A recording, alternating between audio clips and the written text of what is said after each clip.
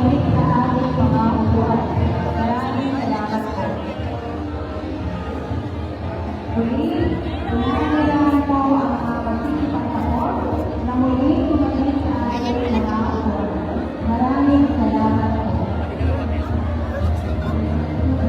Sa likod po niya camera.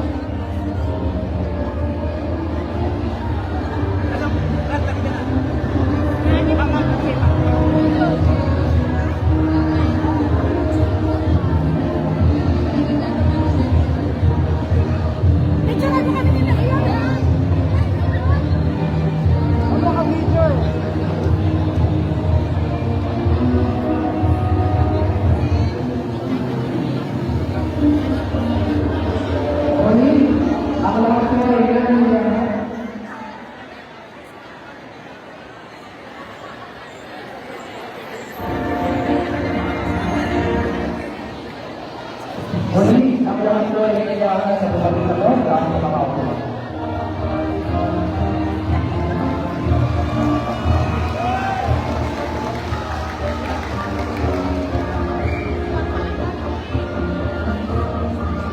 Tayo po ay magbigay ng kaibigan at kakulitan. Maraming salamat po.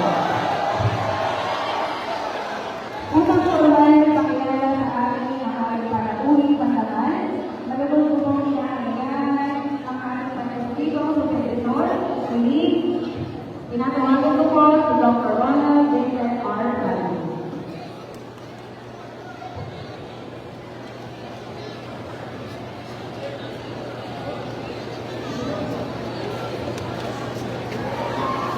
Hinihingin ang katahimikan ng lahat.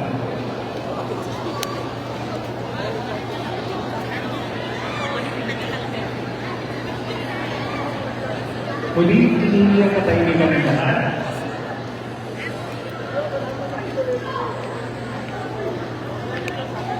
Mga minamahal kong kapwa Manileño, ang ating pong panahon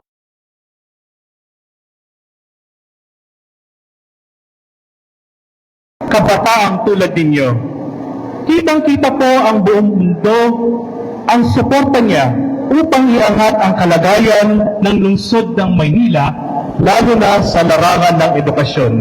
Sa panahon ng pandemya, nagawaran po ang lungsod ng Maynila sa suporta nito sa edukasyon ng GAWAD EduCampion for Learning Continuity Innovation noong ika-3 ng Hunyo 2022.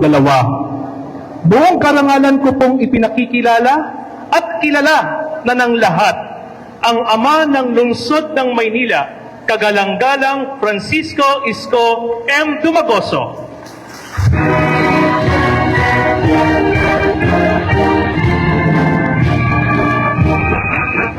Maupo kayo.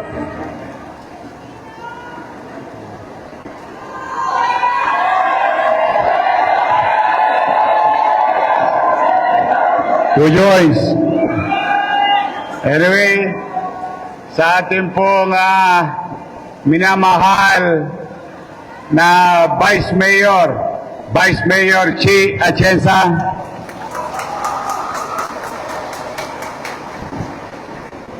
Binibining Lea Pa, nanunungkulang pinuno ng ALS, Ronald Vincent Salva, nanunungkulang pinuno, tanggapan ng punong supervisor sa edukasyon, sangay ng pagpapatupad ng kurikulum, Dr. Nerissa Rojas Lumeda, punong supervisor sa edukasyon, nanunungkulang pinuno, pansangay na tagapamahinala ng mga paaralan sa lungsod ng Maynila,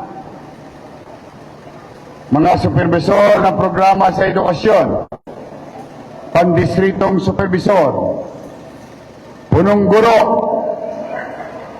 sa elementarya at sekundarya na may mga asim pa. Pagkagaling yung mga principal natin. Mga dalog guro at guro ng ALS. Mga excited na magulang. Nay, anong ulam? Magandang umaga sa mga parents na nandito, mga kamag-anak ng ating magtatapos. Well, sa mga bata, no? Yeah, I'm happy for you.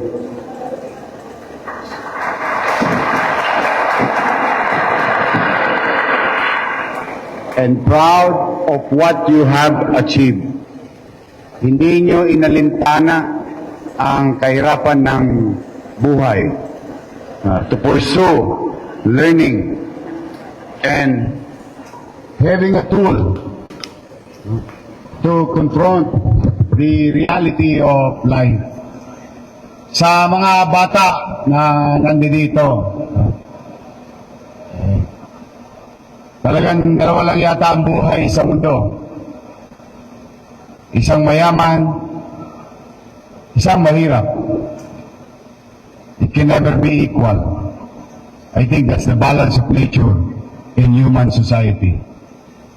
But what matters most is that today is the start of your journey to better yourself by having those knowledge, yung inyong mga natutunan ay magamit ninyo upang itaguyod ninyo ang inyong mga sarili. Hindi masama at hindi kasalanan na tayo'y ipinanganak sa mahirap na pamilya. But you can use time as your friend, pursuing your dreams and aspirations. And don't waste it. Huwag niyong sayangin. At sana yung journey ninyo in your life ay hindi hihinto. And I'm telling you, by example, mga batang nandito, yung nanay ko, mataas ang pangarap sa akin. Ang sabi sa akin ng nanay ko, kailangan daw makatapos ako ng high school. That's the maximum. Sabi niya, sumalangit daw ang kaluluwa ng nanay ko, kaka-birthday lang. Sabi niya, pag ikaw nakagraduate ng high school, Iskat kasi yung tunay kong palayaw. Sa mga taga-Tondo, alam yan, yung mga kapitbahay ko, Iskat. Sabi niya, kapag ikaw nagtapos ng high school, at least hindi ka na magbabasa ng diaryong pabaligtad. Can you imagine dreams ng nanay ko? Napakataas. Magbasa lang ng diaryong hindi nakabaligtad. But that is a metaphor. Hindi naman ibig sabihin, literal yon. Dahil yun lang ang kakayanin niya na i-provide sa akin. But I did not allow it for myself. That's why I continue to pursue education. And it is only in our community, the only way in our community, hindi ko alam kung pare-pareho tayo ng komunidad, the only way to be successful is through education. Kaya pinilit kong mag-aral. Hindi ako huminto. Pagka-graduate ko sa Tondo High School, 1992. Simula Abril hanggang Setyembre, hindi ako nag-enroll sa kolehiyo. Lahat ng kinita ko sa pagsa-sidecar, piyahit-piyahit kami ng nanay ko. Kalahati sa kanya, kalahati sa akin. Pagdating ng Oktubre ng 1992, in-enroll ko ang sarili ko sa PMI para lang malapit sa ilog. Philippine Maritime Institute. Dahil gusto kong maging kapitan ng barko. That is my dream. And nobody can ever stop me doing so. But God intervened. January of 1993, chumichicha lang ako sa patay. Sa lamay, alam niyo naman ang lamay, pag may pera, dinadayo yan eh. May sunny orange, may liver spread, ha? Pag mahirap, may cups lang eh. Na-discover ako bilang artista. Hindi ko nakalain pang artistahin ko. And that changes the course of my life. Remember, don't get me wrong, I want to be a seaman para yumaman ako. I want to be a seaman, gusto ko maging kapitan ng barko para umunlad ako.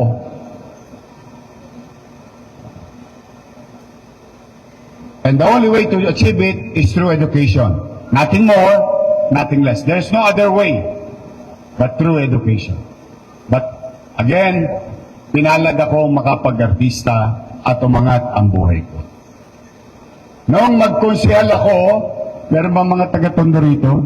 District 1. Yan, District 1. Yan, mga District 1. Noong magkonsehal ako, 23 anyos. Why? In my own little way, I want to give back to my community. Eh, siyempre, namantikaan na yung labi ko. Oh, sarap buhay na. Oh, panyangga-nyangga ka lang. Oh, may chapi ka na. So, I really wanted to serve. Pero nakutya ako after kong manalo. Salamat sa mga taga-Tondo. Kahit high school finish ako, binoto nila akong konsyal.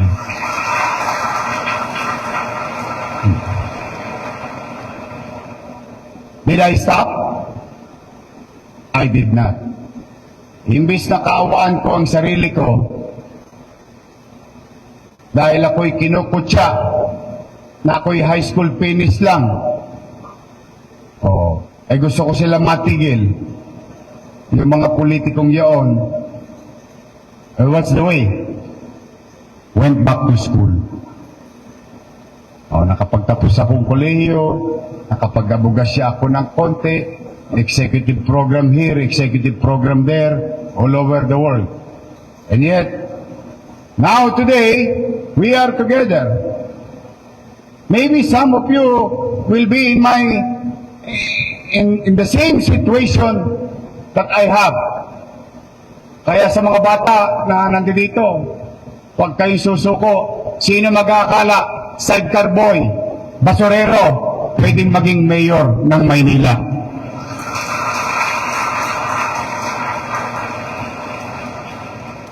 So, I think that is a message I wanted to send to each and every one of you. Life is hard. Wala naman yatang madaling buhay. Yung mayaman nga, namumroblema eh. Alam niyo, problema ng mayaman? Paano gumastos? No, they have a good problem, but there is no easy life. That's why mga bata, madadapa kayo ulit. Madadapa kayo ulit. May katiyakan yun. Pero don't count on those failure. Ang mahalaga, sa bawat pagkakadapa mo, bumabangon ka. At hindi ka napipigilan ni naman.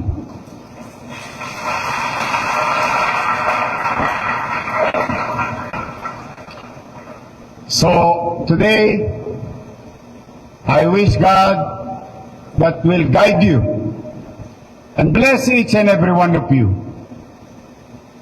of blessings and opportunity. At sana mapagtagumpayan ninyo ang inyong mga pangarap sa buhay. Huwag nyo lang susukuan. And today, sa lahat ng graduates, can you please stand up?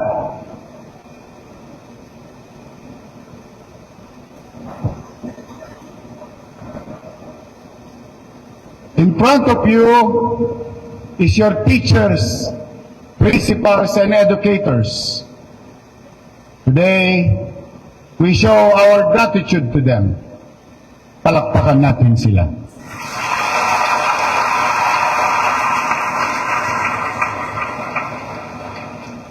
At harapin natin ang ating mga magulang.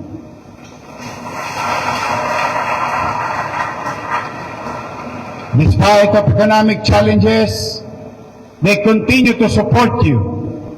So today, we say together, sabay-sabay tayo, Nay! Sabay-sabay tayo, Nay! Tay! Lolo ko! Lola ko!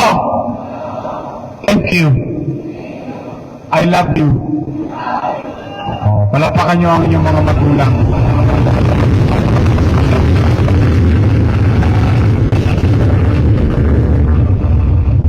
Maupo na kayo. And I will give the microphone to our beloved, beautiful, able Vice Mayor. But before that, again, nawa, loobin ng Diyos na mapagtagumpayan ninyo ang landas sa tatahakin nyo sa darating na araw, linggo, buwan at taon ng buhay ninyo. Pagpalain nawa kayo ng kung may kapal. Manila! God first. Thank you. Now, let's welcome our Vice Mayor Chief Atienza.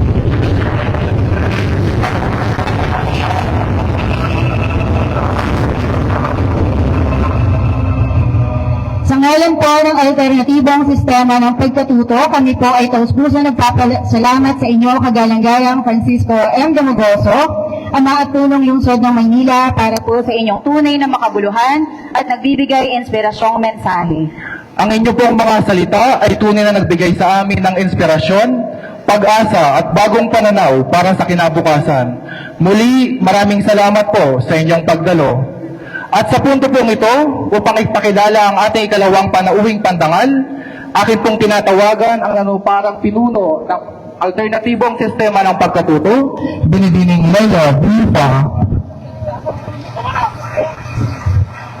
Ikinagagala ko pong ipakilala ang hindi naiiba sa atin na batang Manileño rin mula sa angkan ng mga lingkod bayan sa lungsod ng Maynila, anak ng dating punong lungsod na si Mayor Lito Atienza, at hangad din maglingkod sa ating lahat, ang ating kagalang-galang na pangalawang punong lungsod ng Maynila, kagalang-galang Angela Leite Atienza.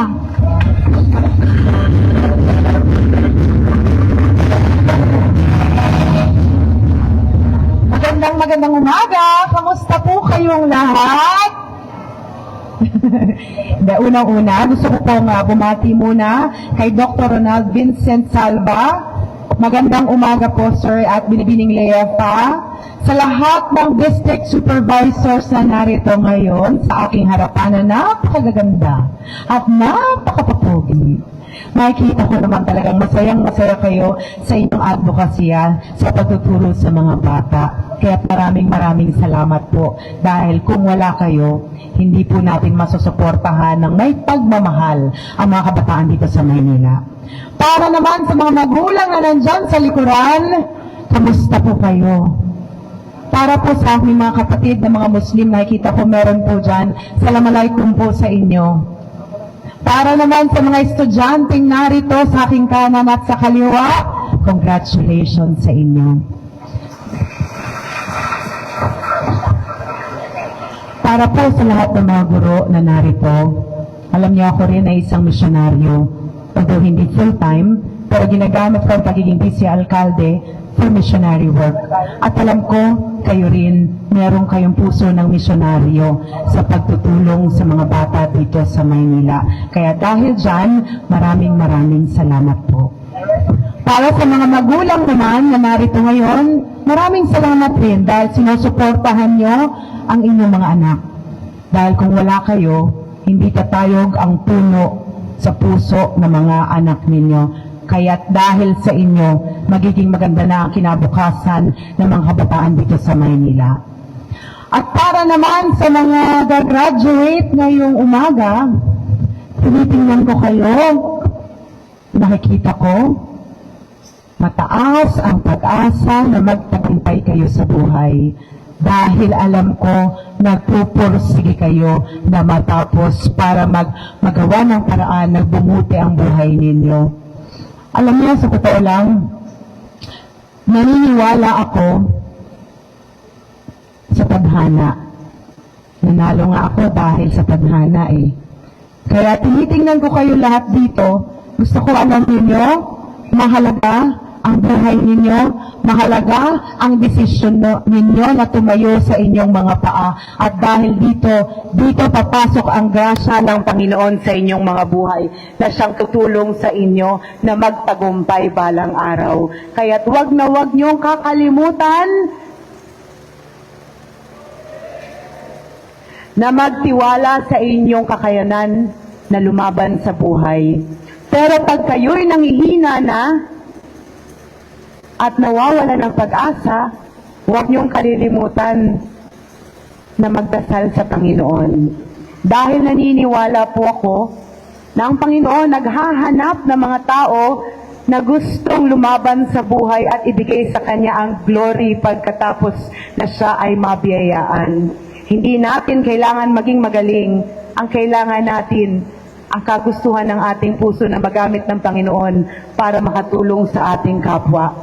Kaya kahit ano paman ang piliin niyong landas sa buhay balang araw, huwag ninyong kalilimutan na ibigay ang lahat ng inyong puso at lahat ng inyong kakayanan para sa Panginoon. At dahil doon alam ko magtatagumpay kayo, kaya't lagi niyong panghahawakan yun.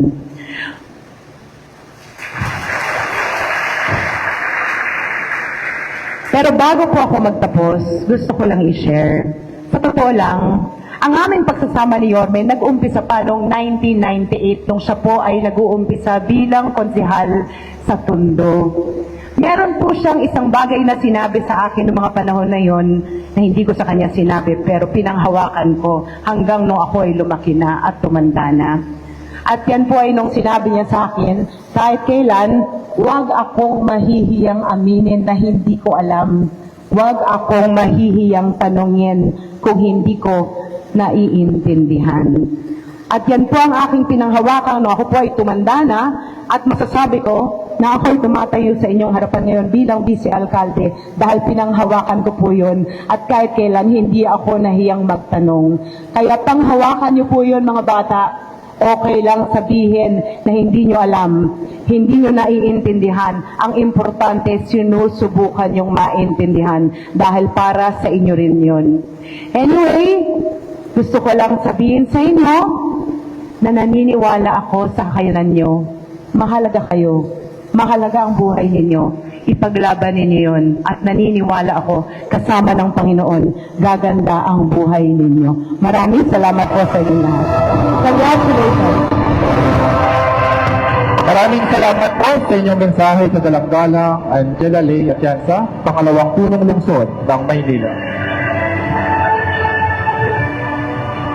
Bago po natin ipagpatuloy ang pamamahagi ng sertipiko, bigyang daan po muna natin ang pagkuha ng larawan kasama po ang ating punong lungsod ng Maynila at pangalawang punong lungsod ng Maynila. Kasama po ang mga punong guro, pang-distritong supervisor, at ang mga mag-aaral at mga magulang.